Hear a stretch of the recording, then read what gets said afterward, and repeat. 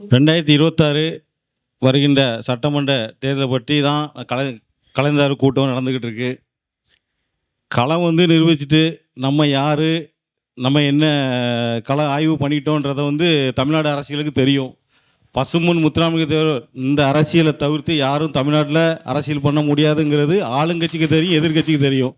அவர் யார் பார்த்து சொல்லி ஆதரவு சொல்கிறாங்களோ அவங்க தான் ஏன்னா எல்லாருமே இப்போவே அவங்கவுங்ககிட்ட வரங்க ஆளுங்கட்சிக்கிட்டேயோ எதிர்கட்சிக்கிட்டேயோ கூட்டணி சேர்ந்து பணம் சேர்ந்து அவங்க கட்சி வேலையை ஸ்டார்ட் பண்ண ஆரம்பிச்சிட்டாங்க. நம்ம தான் ரொம்ப லேட்டு, நம்ம தான் கள ஆய்வு எதுவுமே சரி செய்யாமல் இருக்கோம். அதனால் மனதில் கொண்டு நாம் 4 மாத காலம் தான் இன்னும் நேரம் இருக்குது.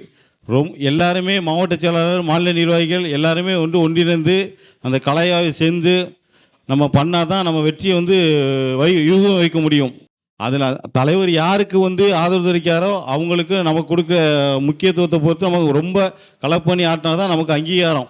எல்லாத்துக்குமே தெரியும். அண்ணன் சட்டமன்றத்துக்கு போகிறது உறுதினு வைங்களேன், நம்ம களப்பணி ஆற்றணும். ரெண்டாவது, ஒரு சில டைமில் நான் ஸ்டேட்டஸ் வைக்கும்போது ஒரு சில மாட்டு சமுதாயத்துக்காரங்க லைனில் வருவாங்க. நீ என்னப்பா இன்னும் இந்த காலத்தை இன்னும் தேவமாறு இப்படின்னு வச்சுக்கிட்டு இருக்க அப்படின்னு சொல்கிறாங்க.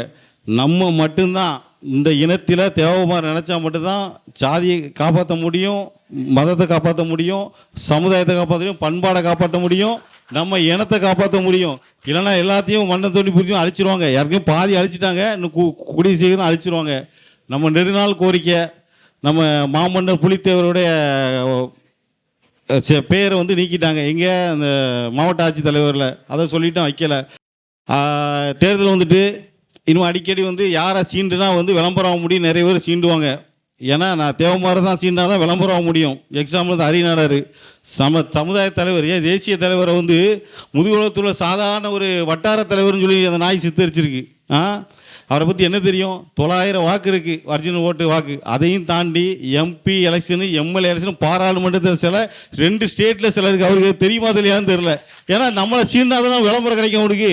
அதனால் சீண்டி பார்க்கலாம். அதனால் சம்யா பாண்டியன் சொன்ன மாதிரி தான் தேர்தல் தேர்தல் தேவமரம் தேடுவான், கட்டிங் கொடுப்பான், 2 ரொட்டி 1 கறி துண்டு கட்டுவான். நம்மகிட்டலாம் பயன்படுத்திட்டு வர வாயில் ஈரம் பண்ணி போடுறோன்னு சொன்ன மாதிரி உண்மை தான். அது நம்ம கரெக்டாக ஃபாலோ பண்ணி கொடுங்க. வர்த்தகம் எல்லாருமே தொழில் செய்ய முன்வாங்க.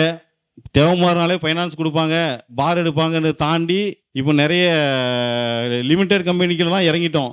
இப்படியே போச்சுன்னா தான் நம்ம வர்த்தகம் இந்த மாதிரி பண்ணால் தான் நம்ம வளர முடியும்.